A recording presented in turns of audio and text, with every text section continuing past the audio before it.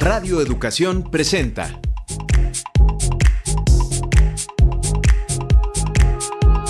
Datos y hechos, información y análisis confiables.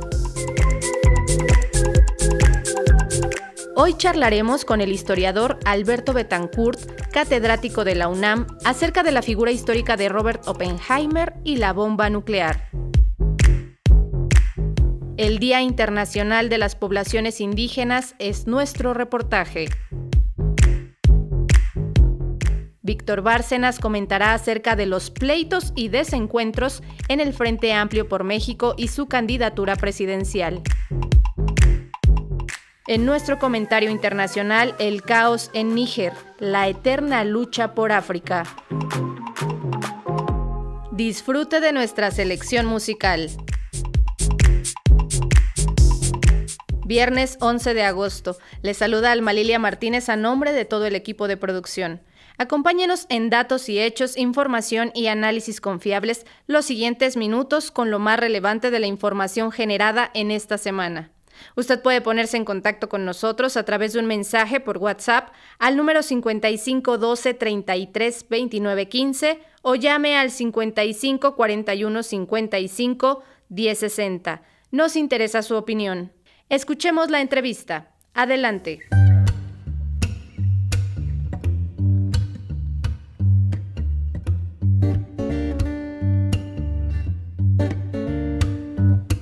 Vislumbres y versiones con Víctor Bárcenas y Alberto Betancourt.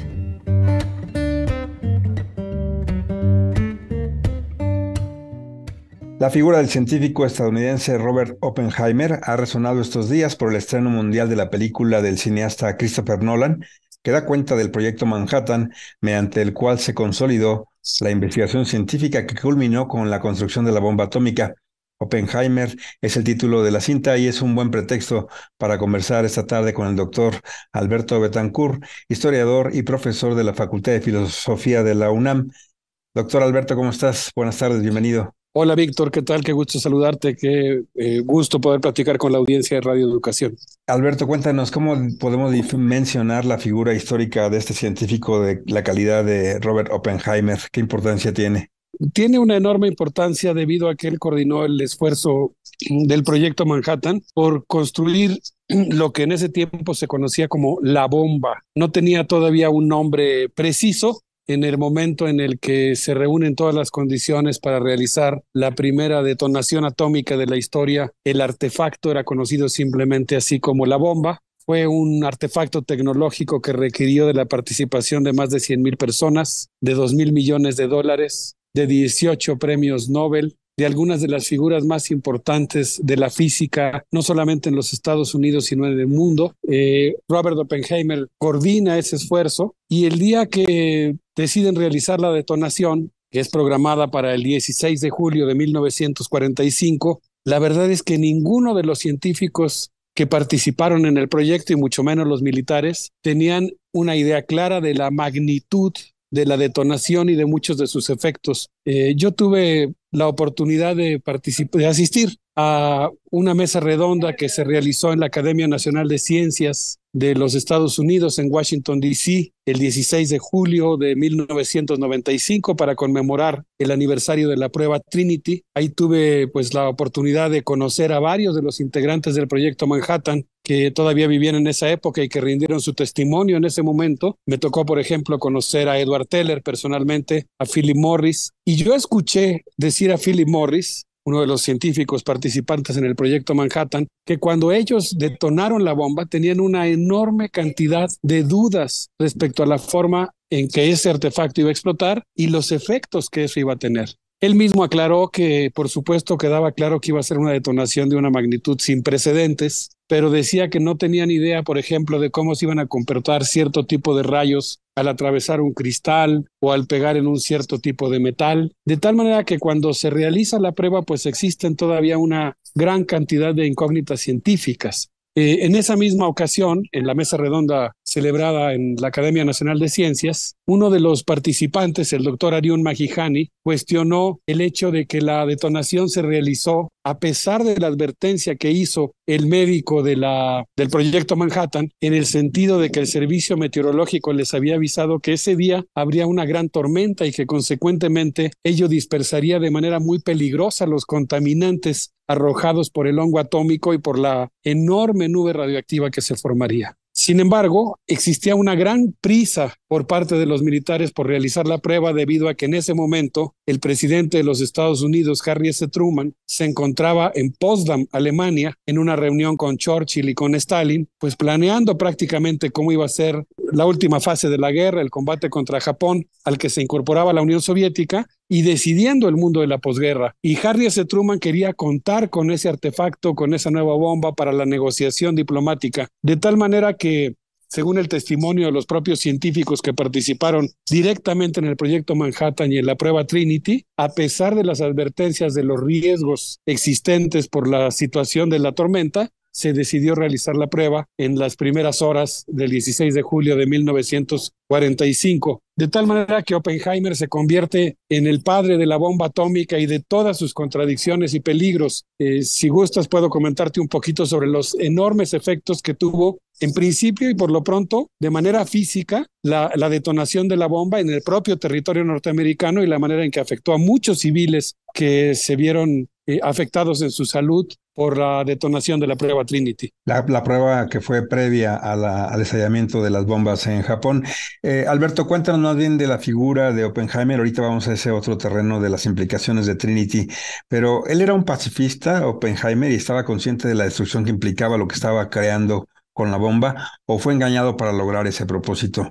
¿Cómo lo ubicarías? Él, como muchos de los científicos, ahora hablo personalmente de Oppenheimer, tuvieron la idea equivocada de que Alemania estaba tratando de producir su propia bomba atómica, debido a las noticias que llegaron en el sentido de que en el laboratorio Kaiser de Berlín se había logrado la reacción en cadena y se estaba trabajando en la producción de una bomba. De tal manera que buscan un encuentro, un grupo de científicos, entre ellos Leo Szilard, con el presidente de los Estados Unidos, que en ese entonces era Roosevelt, y lo convencen del peligro que significaba que Alemania contara con una bomba de ese tipo, y entonces crean algo similar a un Consejo Nacional de Ciencia y Tecnología para la Defensa, un Consejo Científico para la Defensa. Empiezan a explorar las diferentes respuestas que se podían dar a la bomba, a la supuesta bomba alemana. Después, con el tiempo, se supo que por la discriminación que sufrían los judíos en Alemania, Adolfo Hitler jamás aprobó o estuvo interesado en la fabricación de una bomba de ese tipo. Y 2 años después de iniciado este consejo, nombran a Robert Oppenheimer, coordinador científico del proyecto Manhattan, en un momento en el que se planea la construcción de la bomba, pensando en el riesgo que significaba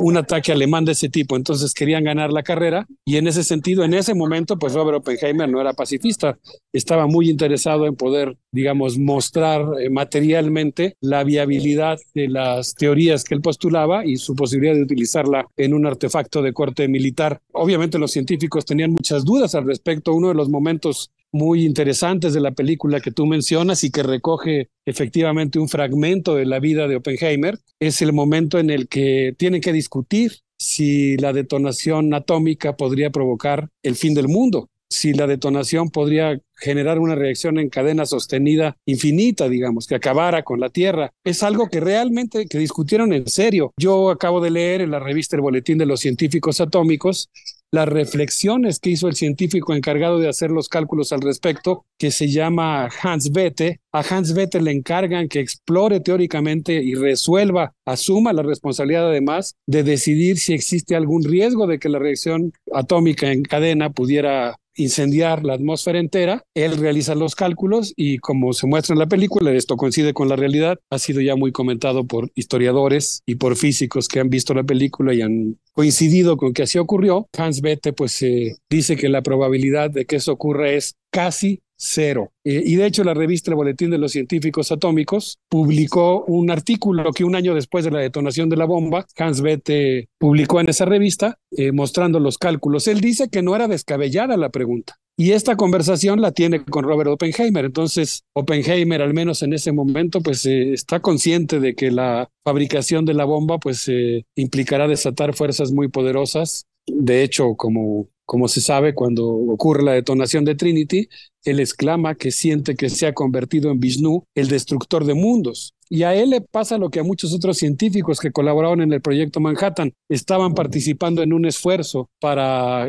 combatir contra Alemania, pero Alemania se rinde el día 9 de mayo, en una fecha anterior a la terminación de la bomba. Vuelvo a insistir un poco en la cronología. Alemania se rinde el 9 de mayo, la bomba se detona el 16 de julio, es decir, cuando ya se había conjurado la amenaza de un bombardeo atómico alemán o de una posible bomba atómica alemana. Y entonces los científicos se dan cuenta que la bomba va a ser utilizada contra Japón, país respecto al cual ninguno de ellos tiene alguna duda, están seguros que es incapaz de producir una bomba de ese tipo. Es decir, que la bomba se fabrica con una intención, pero finalmente pues se utiliza con otra intención, que es provocar o acelerar el rendimiento de Japón, la rendición de Japón. Así es, sí, privan los intereses políticos del presidente Truman. Y tú nos hablabas de lo que implicó la explosión de Trinity, la bomba previa que explotó en Estados Unidos, pero en la película no se señala todo este caos que en la región el desierto estadounidense dejó esta explosión. Platícanos un poco de ello, por favor. Sí, con mucho gusto, porque además pues es algo que involucra directamente a nuestro país. A raíz de la película, que en términos generales es muy precisa en términos históricos, pues se han publicado una gran cantidad de artículos sobre Oppenheimer, sobre la detonación de Trinity, después la decisión de Hiroshima, en la revista El Boletín de los Científicos Atómicos. Uno de los artículos habla justamente de los efectos que provocó la detonación de Trinity, y uno de ellos es que se forma una nube de más de 50,000 pies, es la medida que ellos utilizan, más de 50,000 pies de longitud.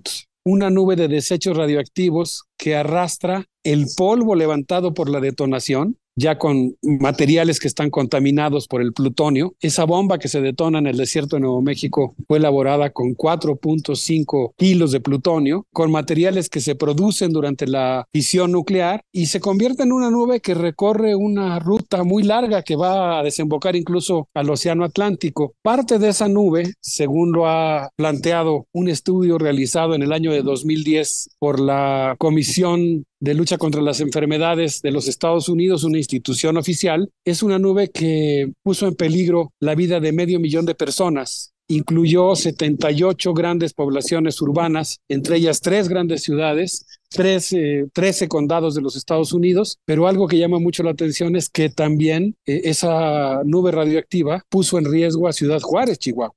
En la revista El Boletín de los Científicos Atómicos se acaba de publicar el mapa con el radio, digamos, de la zona que los meteorólogos y los médicos del proyecto Manhattan advirtieron que estaría en peligro por la detonación de la bomba, y en la periferia dentro de ese círculo, en la parte casi externa del círculo trazado a partir del punto cero donde fue la detonación, está incluida Ciudad Juárez, Chihuahua, y una porción del estado de Chihuahua. Y bueno, esta nube radioactiva cae a tierra por la tormenta, por la lluvia que acompañó el día de la detonación, que empieza a llover después de la detonación, antes y después de la detonación. Y hay una foto muy dramática publicada también en esta revista, en donde se ve, por ejemplo, a un grupo de adolescentes que están en un lugar llamado Ruidoso, Nuevo México, en el cual están nadando en un río, y de pronto a plena luz del día empiezan a ver cómo cae algo que parecen copos de nieve. Como está haciendo mucho calor y ellos están nadando, toman en sus palmas de la mano los copos de nieve y se los untan en la cara tratando de refrescarse, pero cuando lo hacen se dan cuenta que estos copos están calientes. Son parte de la nube, de la lluvia, digamos, radioactiva que cae a tierra, que afectó a muchas comunidades. En una de ellas, por ejemplo, se describe una pequeña población en la que los habitantes de una casa pues se dan cuenta de estos copos, estos extraños copos que parecen de nieve y que son en realidad fragmentos de la nube radioactiva formada por el hongo nuclear. Obviamente ellos no saben en ese momento de qué se trata, los ven muy raros, se dan cuenta que están calientes, cubren sus ventanas con sábanas mojadas, pero al día siguiente muere el perro de la casa, mueren todas sus gallinas, y las vacas se empiezan a comportar de un modo muy extraño porque están comiendo pastura que fue contaminada por la radiación, de tal manera que un primer efecto de la conformación de los arsenales nucleares es que pues afecta a una gran cantidad de civiles que posteriormente, que sus vidas fueron puestas en riesgo con dosis que son incluso 10,000 veces mayores a la radiación actualmente permitida. Y esto le dio una idea a los científicos de lo que podía pasar en Hiroshima. De tal manera que, digamos, lo que viene es algo que en cierto sentido se se prevé, ¿no? Se sabe en muy buena medida pues el efecto devastador y criminal que tendrá la bomba al ser arrojada contra algún punto en el Japón. Claro, fue el 6 y el 9 de agosto del 45, hace ya 78 años, cuando estas dos bombas lanzaron sobre Hiroshima y Nagasaki. ¿Qué hemos aprendido como sociedad, como humanidad, de toda esta tragedia que causó la muerte de tanto inocente? ¿Hay algo que esta grave experiencia nos debe ya erradicar la amenaza nuclear, o seguimos con estos rejuegos? Esperemos que sí, que la humanidad tiene mucho que aprender. En realidad lo que vemos es que las armas nucleares ponen en riesgo a la humanidad entera. Yo escuché personalmente a Philip Morris decir que él, por ser el más pequeño de los científicos, fue escogido para viajar en el avión que iba a bombardear el día 9 de agosto la ciudad de Kokura. Ellos se dieron cuenta que no habían filmado lo que ocurrió en Hiroshima y tenían muchas dudas, deciden filmar lo que ocurre en Nagasaki y lo mandan a él con una camarita Super 8 en el avión que iba a bombardear la ciudad de Kokura y que se salvó de milagro porque había nubosidad que impidió filmar la detonación, y entonces van al blanco número 2, que era la ciudad de Nagasaki. El gobierno de los Estados Unidos pensaba en ese momento que la Unión Soviética se iba a tardar 20 años en producir su propio artefacto atómico. Y en realidad podríamos decir que la bomba atómica, en lugar de ponerle fin a la Segunda Guerra Mundial, lo que hizo fue iniciar la carrera armamentista nuclear. El día 16 de julio de 1945, José Stalin se reunió con el científico ruso Sergei Kurchatov, y le dijo que contara con todos los recursos que él necesitara para producir un artefacto atómico soviético, cosa que se logra en el año de 1949. Yo creo que tenemos mucho que aprender en el sentido de la enorme importancia que tiene que los científicos se comporten de manera ética, que la tecnología sea usada con fines pacíficos, y el enorme compromiso que tenemos de evitar la proliferación y la carrera nuclear, que pues justamente en estos momentos, en la guerra actualmente en Ucrania, pues ha mostrado que sigue vigente lamentablemente y que siguen siendo un riesgo para toda la humanidad. De hecho, hemos visto, perdón, Víctor, rápidamente dos cosas inéditas: los combates en torno al reactor de Chernobyl, la ocupación militar de la instalación nuclear de Zaporizhia. Estas cosas pues deben hacernos pensar muy en serio en la necesidad del desarme nuclear y la enorme contribución que puede hacer nuestro país en ese sentido si mantiene su política en favor del desarme nuclear total y completo. Pues sin duda un gran reto que tenemos como nación y como especie. Los humanos tenemos que evitar esta devastación de la conflagración nuclear. Muchísimas gracias, doctor Alberto Betancourt, por darnos estas reflexiones aquí en Datos y Hechos de Radio Educación. Muy buenas tardes. Muchas gracias a Radio Educación. Gracias.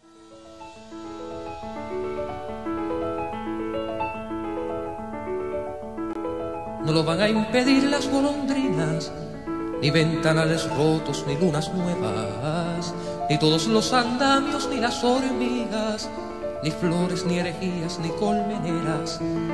No lo van a impedir los correbundos, ni los soldados, ni las primaveras, ni aun negándolo el viento de muro en muro, ni aun negándolo al fin donde se crea.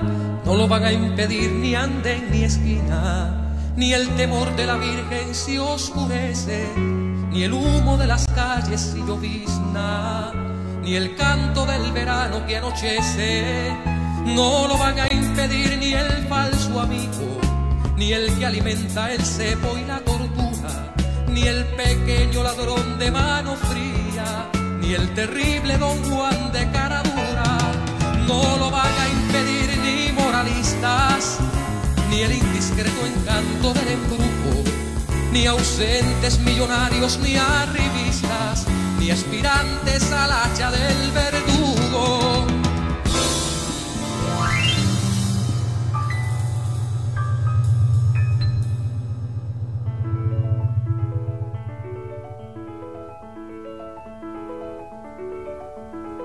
No lo van a impedir las bandoleras, ni el letrado galán de poco vuelo, ni inquisidores, ni aguafiestas, ni eternos sembradores de veneno. No lo van a impedir los enemigos, ni atentos intimistas alabados, ni burócratas tiernos, ni podridos, ni herederos, ni apóstoles errados. No lo van a impedir del valle al cielo, ni reyes del honor, ni periodistas, ni antiguos comediantes, ni embusteros, ni estudiantes de leyes, ni alquimistas. No lo van a impedir los generales, ni adorables doncellas pervertidas, ni apelables procesos judiciales, ni perros, ni cometas, ni suicidas, no lo van a impedir, ni prohibidos, ni novios convencidos y hechiceros, no lo van a impedir las soledades, a pesar del otoño, creceremos. Una historia que es necesario saber y que aún no aprendemos de esta tremenda lección. Sigue siendo un riesgo para la humanidad. Agradecemos al doctor Alberto Betancourt por abundar acerca del tema sobre la bomba atómica y veamos la película. En la música escuchamos No lo van a impedir del cubano Amaury Pérez. Él es una de las personalidades más reconocidas de Cuba. Nació en 1953 en La Habana y desde el día de su bautizo fue toda una celebridad en la isla caribeña porque fue el primer bautizo televisado en toda América Latina. Es hijo de una de las parejas más icónicas de la televisión cubana, Amaury Pérez García y Consuelito Vidal. Desde pequeño su interés en las artes se vio reflejado. A los 10 años ya había compuesto el himno de su escuela primaria. Se inició en la música de forma autodidacta y ya para 1968 había aprendido a tocar la guitarra.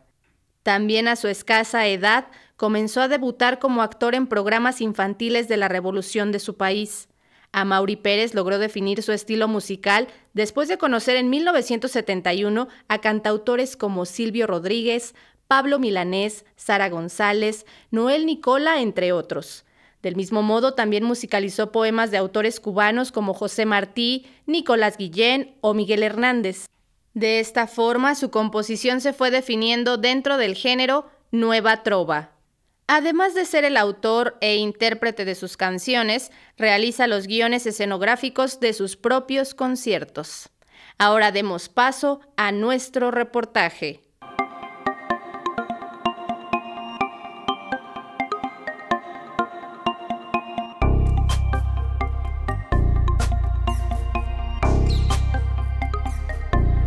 Conexión informativa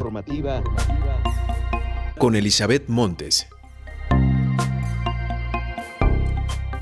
Día Internacional de las Poblaciones Indígenas. En México existen 23.2 millones de personas de 3 años y más que se autoidentifican como indígenas, lo que equivale a 19.4% de la población total, de acuerdo con el Censo de Población 2020, y aunque se han logrado algunos avances, la deuda histórica que se tiene con esa población persiste. Ámbitos como derechos humanos, medio ambiente, desarrollo, educación y salud aún enfrentan rezagos. Por ejemplo, la población de 15 años y más hablante de lengua indígena registró un nivel de escolaridad promedio de 6.2 grados, equivalente a primaria completa, pero en el caso de las mujeres indígenas, la escolaridad es de 5.8 grados. El analfabetismo es un tema alarmante, ya que las personas hablantes de lengua indígena tienen una tasa del 20.9% contra el 3.6% del resto de la población. En el marco del Día Internacional de las Poblaciones Indígenas que se conmemora cada 9 de agosto, Pascual de Jesús González, coordinador general del Movimiento de Pueblos, Comunidades y Organizaciones Indígenas Movimiento Nacional, destaca los pendientes con los pueblos originarios. Pues hay cuentas pendientes o compromisos pendientes del Ejecutivo hacia los pueblos indígenas, y este día, que es el Día Internacional de los Pueblos Indígenas, esta mega calenda que le llamamos contra el racismo y la discriminación, van a visibilizar varios temas, ¿no? Como es la defensa del territorio, de las tierras ancestrales, de los recursos naturales, que es muy importante para los pueblos originarios de nuestro país. También que el presupuesto que se destina año con año a la atención de los pueblos originarios de nuestro país, que haya rendición de cuentas y transparencia a dónde llegan esos recursos, porque, por ejemplo, este año y el anexo 10, que son las erogaciones para el desarrollo integral de los pueblos y comunidades, hay 144,000 millones, pero no se nos dice a dónde va ese dinero, a qué comunidades indígenas, a qué pueblos indígenas, a qué se destina ese recurso.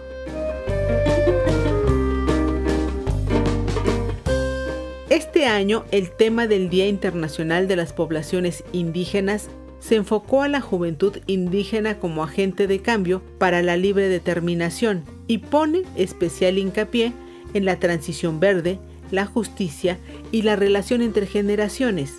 La joven Vishido Jara, secretaria nacional de Pueblos Originarios de Morena, en el Foro Nacional Pueblos Originarios y Afromexicanos, Proyecto de Nación 2024-2030, expuso así sus preocupaciones. Pero no solamente el reconocimiento, sino la reparación histórica que se tiene con los pueblos indígenas y el pueblo afromexicano. México está conformado por muchas realidades y es un tejido cultural, social de nuestro país, por diverso que se ha conformado, y debemos avanzar para construir un Estado en donde sean reconocidos plenamente todos nuestros derechos y todas nuestras identidades a través de instituciones y de políticas públicas interculturales, y poder erradicar el racismo y el clasismo que ha existido durante muchísimos tiempos y así poder consolidar este nuevo Estado donde todas las realidades se hagan presentes.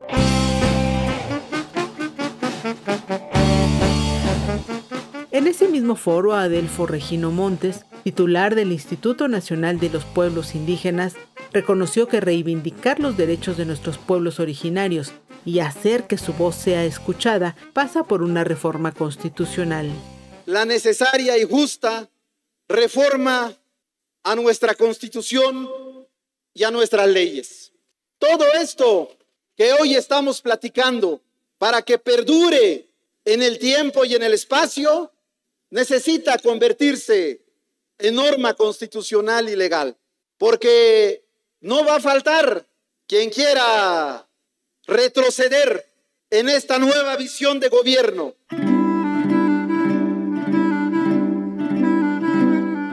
Hablar de pueblos originarios y comunidades indígenas significa poner atención a sus lenguas maternas.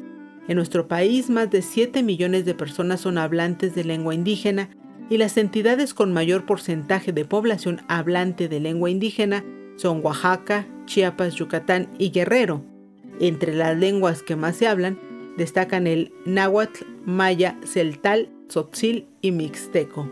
El empoderamiento de los hablantes de las lenguas indígenas es el principal eje del Decenio de las Lenguas Indígenas 2022-2032, designado por la Organización de las Naciones Unidas para la Educación, la Ciencia y la Cultura. Para Pascual de Jesús González, coordinador general del Movimiento de Pueblos, Comunidades y Organizaciones Indígenas, es importante evitar la amenaza de la extinción de esas lenguas. Hay más del 50% que está en riesgo de extinción las lenguas de nuestro país.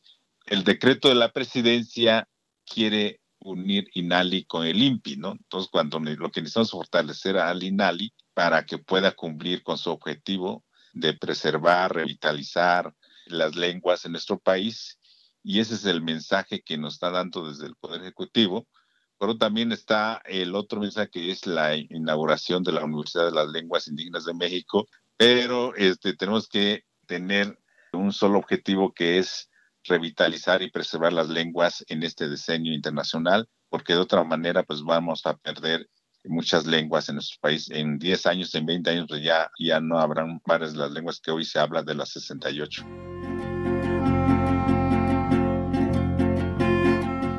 Gracias por tu escucha. Nos reencontramos el próximo viernes con otro tema de interés aquí en Datos y Hechos. Bello, Shipalpak Boy, Yetel Jasmine, Novelo, Kimak Olal, Bobochi, Mayatán, Konishkai, Bello.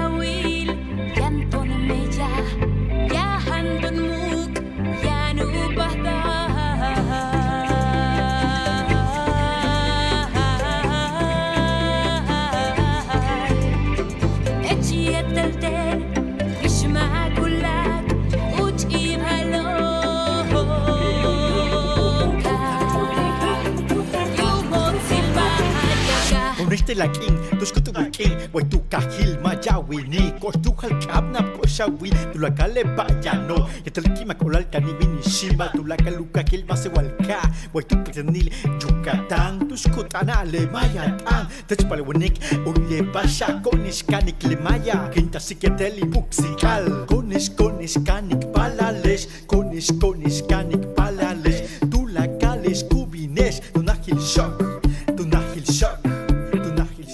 Son muchas las deudas que se tienen con las poblaciones indígenas. Habrá que resarcir todo lo antes escuchado. En la música escuchamos Ximbal Caj de Jesús Cristóbal, Pat Chablé, interpretada por Pat Boy y Yasmín Novelo. Pat Boy inicia su carrera en 2009 como solista y promueve el primer rap en lengua maya. Pat significa darle forma a algo o crear algo nuevo, una palabra en la lengua de sus ancestros mayas, como Jacinto Pat, que fueron luchadores de la guerra social maya. Enfocó su trabajo al fortalecimiento de la lengua y con sus canciones la difunde más allá de las fronteras para los jóvenes y personas de todas las edades. Su objetivo es llegar a nuevos horizontes, marcando el propio destino, apuntando siempre adelante y mostrando a los demás que a pesar de ser un maya mexicano, todo se puede lograr siempre que se trabaje con empeño.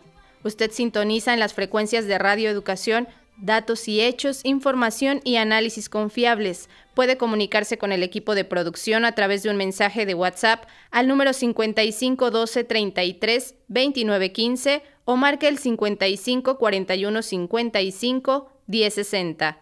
Escuchemos el análisis de nuestro compañero Víctor Bárcenas. Libre expresión con Víctor Bárcenas.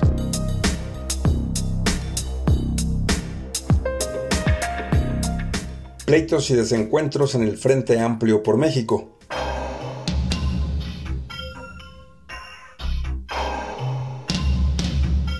No ha sido nada fácil mantener la unidad del Frente Amplio por México en la construcción de la candidatura presidencial opositora.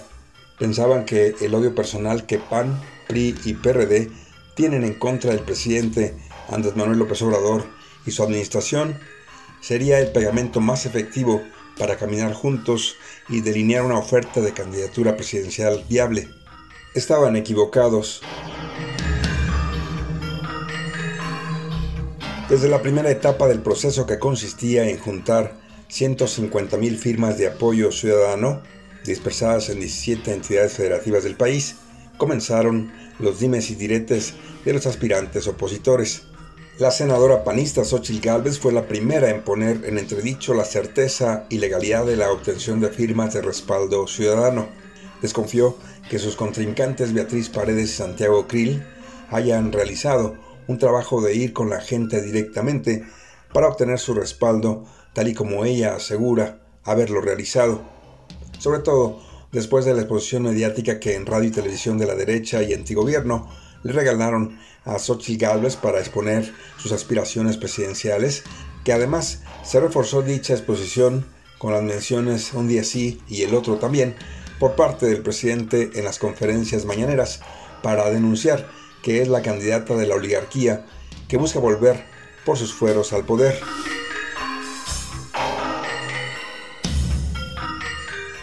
El que fue mucho más estridente al mostrar su descontento con el proceso de selección de la oposición del candidato presidencial fue el ex senador panista Jorge Luis Preciado. Acusó que todo el proceso es una simulación, ya que todo está acordado, firmado y sellado para que Xóchitl Gálvez sea la candidata presidencial de la oposición. Por tal motivo renunció incluso a su militancia panista de 29 años. Advirtió que irá ante los tribunales electorales a denunciar todo el falso proceso para la selección del candidato presidencial opositor. Jorge Luis Preciado acusó a las dirigencias partidistas del PAN, el PRI y el PRD de prestarse a la simulación y consideró que el Frente Amplio por México cayó en el juego del presidente López Obrador y lamentó que sea el jefe del Ejecutivo Federal indirectamente quien elija al candidato de la oposición.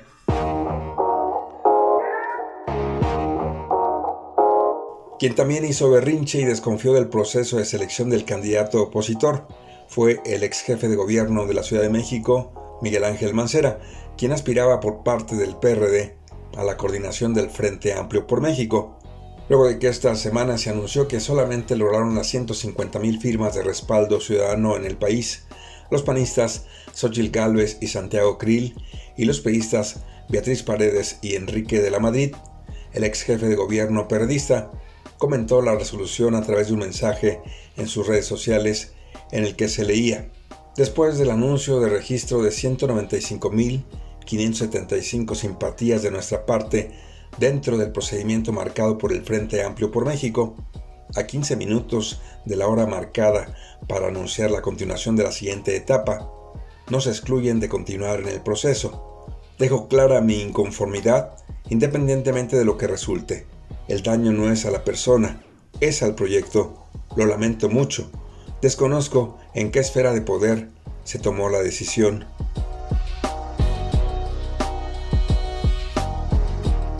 También fue evidencia de la falta de unidad opositora la acusación del empresario Claudio X González acerca de que Morena no solo está llena de expriistas, sino que es la peor versión del PRI. Tal señalamiento en su cuenta de Twitter causó indignación entre los priistas. Alito Moreno, líder del PRI nacional, le reclamó al empresario al considerar que era una comparación equivocada, pendenciera y muy desafortunada. El líder parlamentario del PRI, Rubén Moreira, señaló que fue el de Claudio X González, un comentario imprudente y ofensivo, y le pidió disculpas. Imposible el diálogo si no te retractas, le advirtió. Con estas manifestaciones de unidad opositora, entre comillas, sigue el proceso de selección del candidato presidencial de la oposición, pero lo que nadie juzga fuera de lugar es que se está cumpliendo cabalmente el guión anunciado por López Obrador acerca de que la candidata de la derecha y la oligarquía será, al final, Xóchitl Gálvez. Y recuerden, a pesar de todo, la maravilla nos acecha. No la dejen escapar.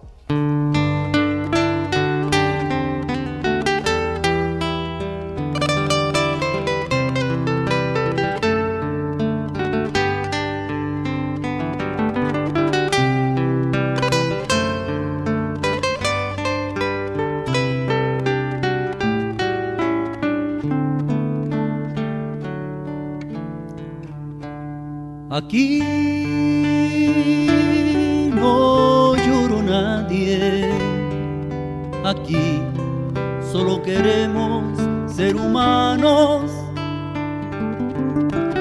darle paisaje al ciego, sonatas a los sordos, corazón al malvado, esqueleto al viento, coágulos al hemofílico y una patada patronal y un recuerdo que nos llora el pecho. Cuando se ha estado debajo de las sábanas viudas, cuando se ha visto transitar al hombre en sentido contrario, cuando se ha temblado dentro del vientre de la madre sin conocer aún la luz o el grito de la muerte. Cuando eso no sucede, no es llanto el que destilan las pupilas, es una simple costumbre de exprimir los puños en los ojos y decir: aquí no lloró nadie, aquí solo queremos ser humanos, recordarle la patria al desterrado para verlo revolcarse en la nostalgia.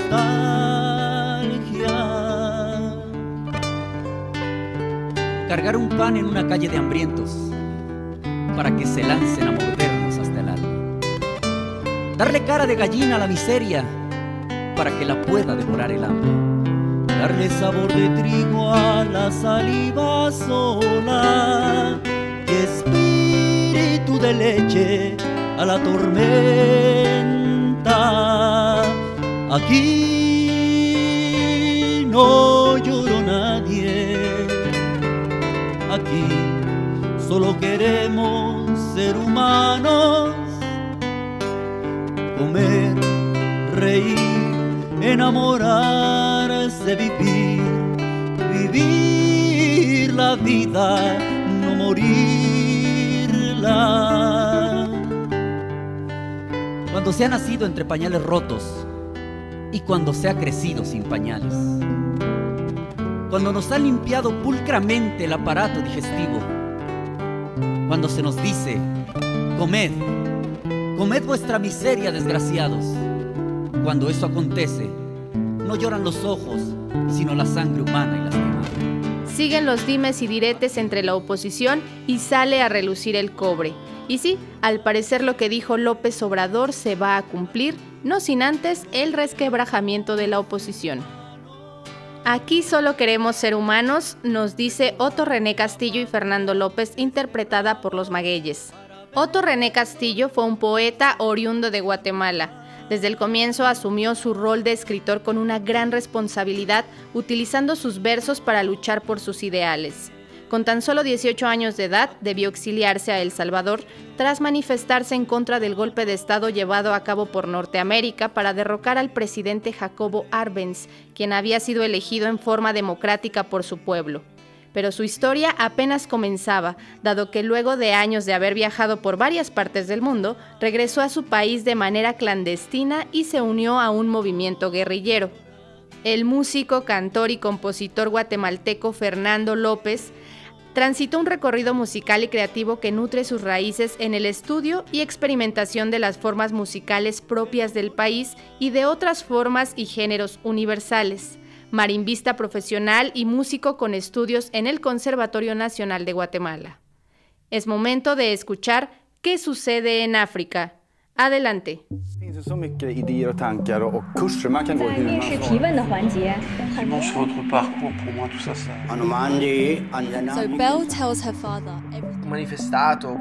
Pasaporte internacional a cargo de Ricardo Mercado Bravo.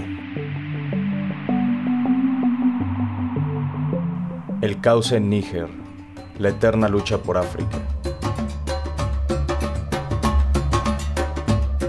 Los reflectores de los medios que cubren la actualidad internacional se dirigieron ahora a un destino inusual, Níger. El pasado miércoles 26 de julio, en el país norafricano, ocurrió un golpe de Estado que levantó las cejas de los principales poderes económicos y políticos del planeta. ¿Qué cosas están en juego en un país históricamente desolado y que siempre ocupa los lugares más altos dentro de las naciones más pobres del mundo? ¿De qué forma están inmiscuidas Francia, Estados Unidos y Rusia en el conflicto? Primero repasemos el golpe. El 26 de julio, el presidente Mohamed Bazoum, el primero elegido democráticamente en la historia de Níger, fue puesto en custodia por el llamado Consejo Nacional para la Protección de la Patria, CNCP, el cual disolvió la Constitución y el Congreso, a lo cual añadió el cierre de las fronteras del país. El ejército, que al principio se mostró vacilante, acabó emitiendo un comunicado donde apoyaba el golpe de Estado. Para el 28 de julio, el CNCP puso como nuevo rector del país a Abdurrahman Chiani, previo excomandante de la Guardia Presidencial. Esta fue la gota que derramó el vaso, un vaso que se fue llenando con la seguidilla de golpes de estados que ha sufrido el Sahel en los últimos 3 años, la región a la que pertenece Níger.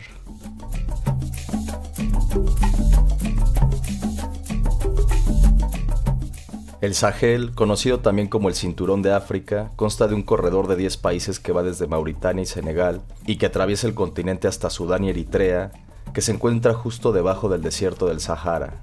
Dentro del rosario de problemas que atraviesa la región, se encuentra ser una de las zonas con más grupos armados, tener una amplia población joven sin oportunidades y ser uno de los lugares en el mundo que son más propensos al cambio climático. Un cóctel que presagia un sinfín de catástrofes. Tras los golpes en Malí, Chad, Guinea, Sudán y Burkina Faso, el de Níger llama poderosamente la atención por varios motivos. Níger es importante por 3 razones que se han vuelto cruciales para el occidente. La primera es que el país es una de las arterias principales de las rutas migratorias que conectan al África Occidental a Europa. La segunda es que el país se encuentra al centro de la expansión de diversos grupos yihadistas, los cuales han propagado el terrorismo en la región. Y la tercera es que, bajo el mandato del presidente Bazoum, Níger era la única democracia del Sahel y el principal aliado de Estados Unidos y Francia en el territorio. Por ello, en este golpe está en juego toda la región para los poderes que representan la nueva Guerra Fría, un capítulo más de la eterna lucha por África. La presencia de Estados Unidos y de los franceses en Níger es bastante evidente. Los primeros tienen una base militar que comprende a más de 1000 soldados y donde vuelan drones que captan información sobre el yihadismo, mientras los segundos tienen cerca de 1500 militares que velan por los intereses galos en el país. La golpista CNSP ha dejado en claro que quiere que las fuerzas extranjeras se retiren de su territorio. Mientras, todos se preguntan a qué poderes internacionales se encomendarán los nuevos regidores de Níger. Todo indica que Rusia y la junta militar del país han comenzado un importante proceso de acercamiento. Llámenos en cuanto quieran, soltó Yevgeny Prigozhin, el líder del grupo Wagner, quien calificó el golpe de estado como uno de lucha contra los colonizadores. Jacques Lacan decía que toda revolución es un esclavo que está buscando un nuevo amo. Dice el hogaño famoso Diego Rusarín sobre los golpes de estado en el Sahel. El nuevo amo, quien es Rusia disfrazado del grupo Wagner, no sería el único. China, que desde hace ya tiempo es el principal socio económico del continente africano, podría tener el aval de Rusia para también desarrollar sus intereses en la región. Además, aportaría cosas que los exsoviéticos no, como el desarrollo de infraestructura y abrirle las puertas del comercio asiático a las naciones que pertenecen a esta región tan marginal. Este hipotético cambio de guardia parece que tratará de ser detenido por la Comunidad Económica de Estados Africanos, ECOWAS por sus siglas en inglés, la cual está comandada por el poder más grande de la región, Nigeria, y por otra docena de países que buscarían revertir lo sucedido en Níger a través de una intervención militar. Mientras la tensión sube gracias a la incertidumbre que presenta el escenario en el Sahel, cabe cerrar con una pregunta de difícil respuesta. ¿Será que estamos ante un conflicto que transformará a África desde sus cimientos? Muchas gracias por tu tiempo y escucha.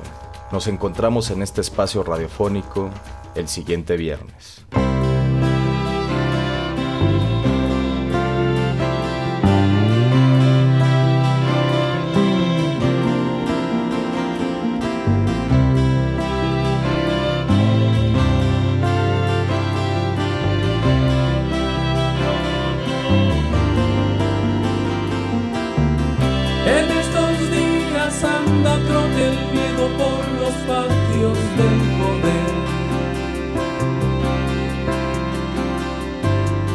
Los más pequeños se levantan y su voz levanta el corazón de los vencidos.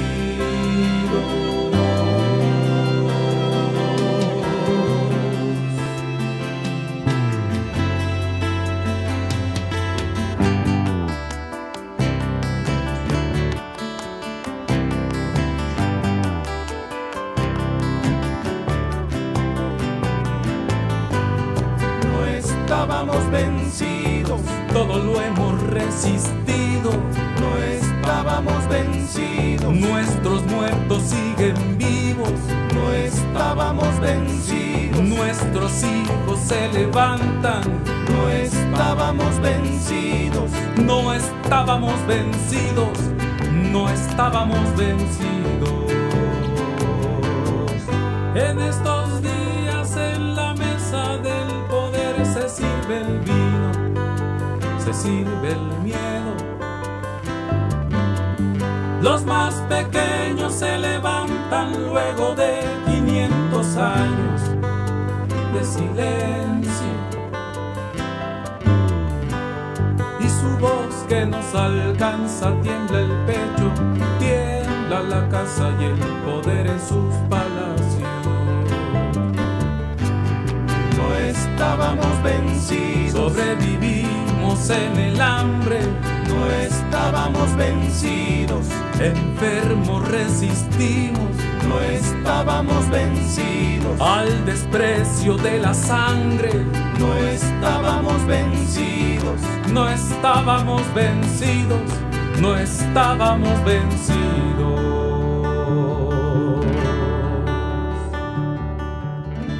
Nuevamente escuchamos una compleja situación ahora en Níger, en donde están involucrados Estados Unidos, Francia y Rusia.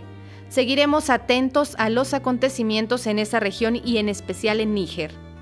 En la música escuchamos No estábamos vencidos de Silverio Jiménez Ramírez, cantautor, trovador del pueblo de Santa María Tulpetlac en el municipio de Ecatepec. Describió el mismo concepto de las derivas, pero en un lenguaje mucho más mundano. Tengo alma de perro sin destino. Desde 1988, Silverio se dedicó al estudio e investigación de la música popular mexicana contemporánea, fusionando géneros característicos de nuestra cultura como lo son el guapango, el son y el bolero, con otros como el rock, el jazz y el blues y el bossa nova. Silverio Jiménez es reconocido por su música y sus cuidadas letras. Desde 1994 fue enriqueciendo su repertorio, inspirándose en poemas de Carlos Pellicer, Héctor Rodas y Aimé Cesaire, de la Martinica. Compartió escenarios y grabaciones con sus grandes amigos, los cantautores Francisco Palacios y Alejandro Rizzo, formando el grupo Tres Compositores Mexicanos. Formó la agrupación Silverio Jiménez y los Hijos del Ahuizote, integrado por David González en la percusión menor, Nisaí Eliú Jiménez en el bajo y Ricardo Romero la batería. Su trayectoria como creador, arreglista, le permitió trabajar con otros grandes de la canción mexicana como Cruz Mejía, Margarita Cruz, el Dueto FM, por mencionar algunos. Fue invitado a diversos foros culturales de la capital metropolitana como el Palacio de Bellas Artes, el Zócalo capitalino de la Ciudad de México, el Palacio de los Deportes y muchas ciudades del interior de la República, e incluso llevó su canto a países como Guatemala, Japón y República del Salvador.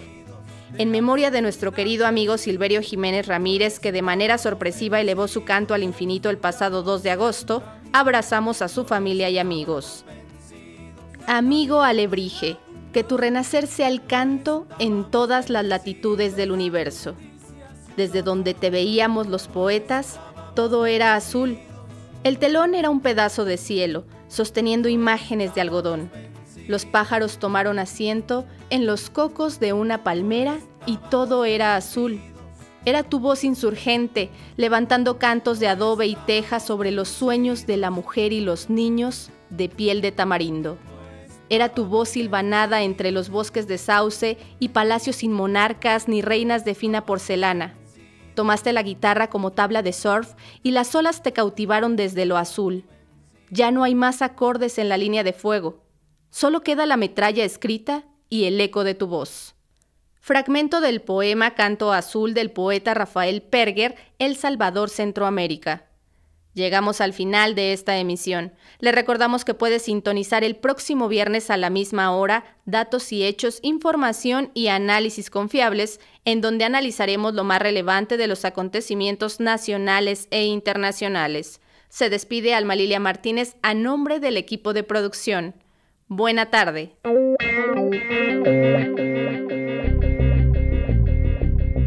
Esto fue Datos y Hechos, Información y Análisis Confiables. Participamos en este programa Servicio Social Jocelyn Vega, Emma Bautista y Gala García.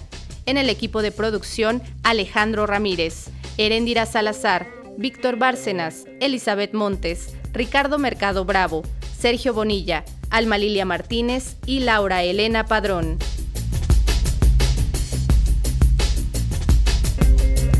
Una producción de Radio Educación.